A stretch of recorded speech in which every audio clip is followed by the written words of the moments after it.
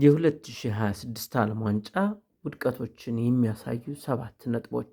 23ኛ ዓለም ዋንጫ በአንደኛው አዘጋጅ ሀገር ሜክሲኮና ደቡብ አፍሪካ ግጥሚያ ተጀምረዋል።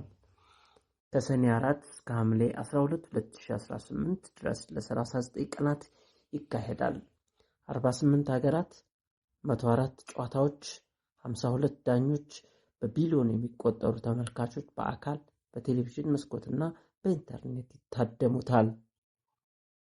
የዘንድሮ ዓለም ዋንጫ በተሳታፊ ሀገራት ብዛትና በ3 ሀገራት መዘጋጀቱ የጨዋታዎች ቁጥር መጨመር፣ በየ22 ደቂቃዎቹ በአስገዳጅነት የሚደረግ የውሃ መጠጫ እረፍት፣ ታላላቆቹ የእግር ኳስ ጌጦች ሊዮኔል ሜሲና ክርስቲያኖ ሮናልዶ የመጨረሻ የዓለም ዋንጫ ተሳትፎ መሆኑና አዳዲስ የእግር ኳስ ሕጎች ትግበራ ወዘተ ከዚህ ቀደም ከነበሩ የዓለም ዋንጫዎች የተለየ ያደርገዋል። ሆኖም ይህ የዓለም ዋንጫ ያለ ልዩነት አሰባስቦ በእግር ኳስ ቋንቋ የሚያናግረው የዓለም ዋንጫ ሁነት ፈር የሳተ ይመስላል። የዝግጅት ማነስ፣ የልዩነት የማግለልና የውጥረት መድረክ መሆኑም ዓለም እየታዘበ ነው። አጠቃላይ የዘንድሮ የዓለም ዋንጫ ዝግጅት እስከዛሬ ከታዩት ውድድሮች በብዙ መስፈርት ፈተና ላይ መውደቁን ብዙ ማሳያዎች ማቅረብ ይቻላል። በዚህ ዝግጅት ደማቁ የዓለም ዋንጫ ገና ከጅምሩ መሰናከሉን ወይም መክሸፉን የሚያመላክቱ 7 ጉዳዮችን እናነሳለን። ወደ ነጥቦቹ እናምራ። አንደኛ፣ የመጫወቻ ሜዳዎቹ ከፍተኛ የጥራት መጓደል። በሜክሲኮ፣ አሜሪካና ካናዳ የተዘጋጁት አንዳንድ የመጫወቻና የመለማመጃ ሜዳዎች የጥራት ችግሮች እንዳሉባቸው ቅሬታዎች እየተሰሙ ነው። ለአብነት የጃፓን ብሔራዊ ቡድን በሜክሲኮ ለመለማመጃ የተሰጠው ሜዳ ጥራት አነጋጋሪ ነበር። በቆሻሻና በጥሻ የተከበበ እንዲሁም ሳር በአግባቡ ያልበቀለበት እርሻ የሚመስል እንደነበር ሚዲያዎች ዘግበውታል። ይህም እንደ አውሮፓ ባሉ ከፍተኛ ጥራት ባላቸው የእግር ኳስ ሜዳዎች ለተጫወቱ እግር ኳሰኞች ጥራት ያለው ጨዋታ እንዳይጫወቱ ያደርጋል ተብሏል። ከዚህ ባለፈ ተጫዋቾች ለጉዳት ሊዳርግ ይችላልም ነው የተባለው።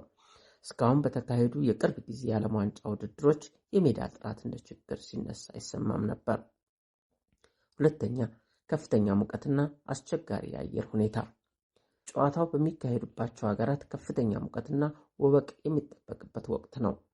አጥኚዎች እንዳሉት ግጥሚያው ከሚካሄድባቸው 16 ስታዲየሞች መካከል በ14ቱ የሙቀት መጠን ከተገመተው በላይ ከፍተኛ ሊሆን ይችላል ተብሏል። በደቡብ አሜሪካና ሰሜን ሜክሲኮ እኩለ ቀን ላይ ያለው አማካኝ የሙቀት መጠን ከ30 እስከ 40 ዲግሪ ሴንቲግሬድ ይደርሳል ተብሎ ይገመታል። አንዳንድ ጨዋታዎች በከፍተኛ ሙቀት፣ ነጎድጓድና ከባድ ዝናብ ምክንያት ሊቋረጡም እንደሚችሉ ባለሙያዎች ይገልጻሉ። ይህ ደግሞ ውድድር ለማድረግ እጅግ አደገኛና የተጫዋቾችን ጤንነት አደጋ ላይ ሊጥል ይችላልም ነው የተባለው። ሶስተኛ፣ ፊፋ ከስፖርታዊ ውድድሩ ይልቅ ለገቢ ወይም ቢዝነስ ላይ ማተኮሩ። የዓለም ዋንጫ ውድድር የተፈጠረው የዓለም እግር ኳስ እድገት ሆኖ ሳለ ፊፋ ውድድሩን በሚያስገኘው ተጨማሪ ገቢ ላይ አተኩሯል ሲሉ ባለሙያዎች ይተቻሉ። ይህን ለማሳካት በስቴዲየሞች መግቢያ ትኬት ዋጋ ላይ ከፍተኛ ጭማሪ አድርጓል። የዘንድሮ ዓለም ዋንጫ የስታዲየም መግቢያ ትኬት ዋጋ እስካሁን ከነበረው በጣም ውዱ ነው ተብሏል። ለአብነት በኳታር ዓለም ዋንጫ በጣም ውዱ የትኬት ዋጋ $1600 ነበር ሲሉ ማነጻጸሪያ አቅርበዋል። በአሁኑ የውድድር ግን አማካኝ ምድብ ጨዋታዎች የትኬት ዋጋ $400 ቢሆንም በጣም ውዱ የተባለው የትኬት ዋጋ $32970 እንደሆነ ተሰምቷል።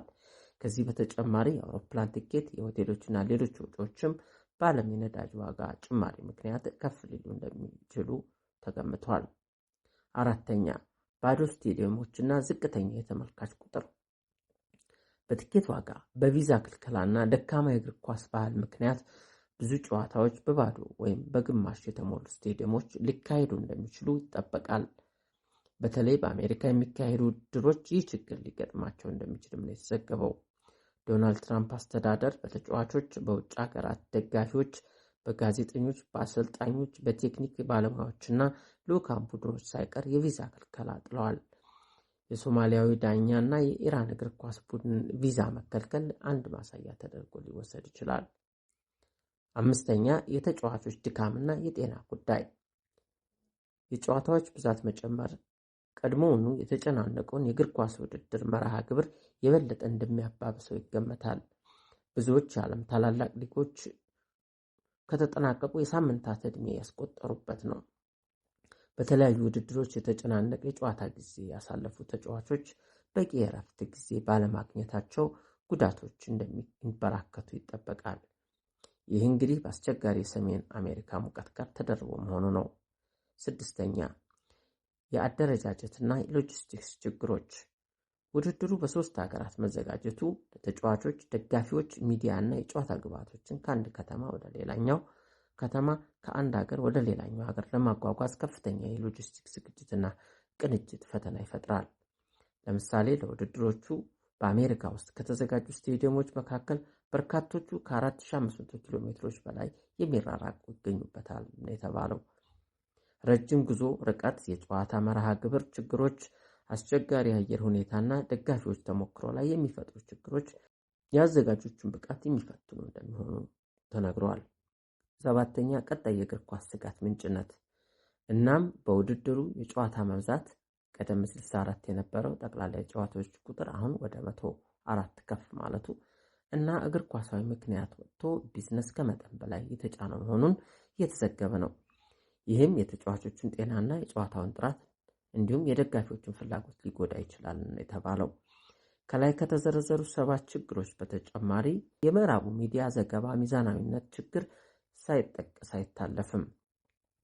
ማንነት ላይ ያተኮረው ሚዛን በሳተ እሳቤ በዓለም ዋንጫ ተሳታፊዎች ላይ በአሜሪካ እየሆነ ያለው አድሎና መገለል የከፋ ሆኖ ሳለ ከዓለም ህብረተሰብ የሚሰጠው ምላሽ ግን እየቀዘቀዘ ነው። በተለይ ደግሞ ከሚዲያዎች በኳታር በ2022 ሩሲያ በ2018 እንዲሁም ብራዚልና ደቡብ አፍሪካ በአዘጋጅነት ባስተናገዷቸው የዓለም ዋንጫዎች በምዕራባውያኑ ሚዲያ አውታሮች በተከታታይ የተሰነዘሩባቸው ማጥላላት ዘመቻ ከባድ እንደነበር አይዘነጋም።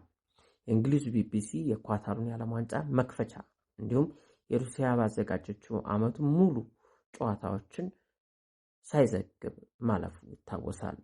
ሚዲያዎቹ ደቡብ አፍሪካንና ብራዚልን ደግሞ በወንጀል፣ በጸጥታ ችግር፣ በዝርፊያ፣ በሰብአዊ መብት ረገጣ አንኳሷል። የአሁኑ ዓለም ዋንጫ አንዱ አስተናጋጅ አሜሪካ ታዲያ የውድድሩ ተሳታፊ ሀገራትን ልዑካን የማንገላታት አካሄድ ዓለምን አሳምሟል። አሜሪካ የተሳታፊ ሀገራት ብሔራዊ ቡድን አባላትን የመጡበትን አህጉርና አገር መሰረት አድርጋ ቪዛ ክልከላ፣ ስም ማጥፋት ውንጀላ አካሂዳለች። የአፍሪካ ምርጡ የእግር ኳስ ዳኛው ኦማር ኦርታን ለአገሩ በታሪክ የመጀመሪያ የሚያደርገውን ዓለም ዋንጫ ተሳትፎ በአሜሪካ ቪዛ ክልከላ ምክንያት ተሰናክሎበታል። በአሜሪካ የኢሚግሬሽን ሰዎች ለ11 ሰዓታት ከተመረመረ በኋላ ወደ አገሩ ሶማሊያ መልሰውታል። ለውሳኔያቸው የሰጡት ምላሽ አሜሪካ ስጋት ከሆኑ አካላት ጋር ግንኙነት አለው የሚል ነው። የኢራንና የኢራቅ ብሔራዊ ቡድን አባላትም የዚሁ የቪዛ ክልከላ ሰለባ ሆነዋል።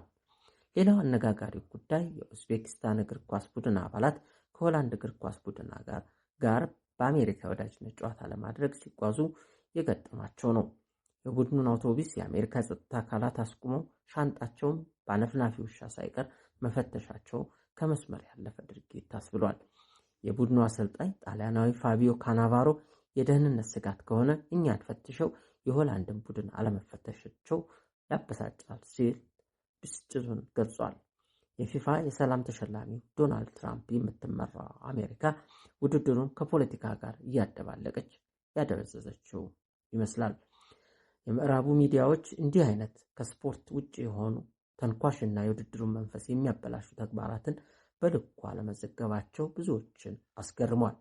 ሲጠቃለል የዘንድሮ ዓለም ዋንጫ እንደ ኳታር ያለ ትንሽዬ ሀገር ካዘጋጁት የተሳካና የደመቀ ውድድር አንጻር በብዙ ችግሮች የተተበተበና ገና ከጅምሩ አሉታዊ ገጽታው እየበዛ ነው ቢባል ማጋነን አይሆንም።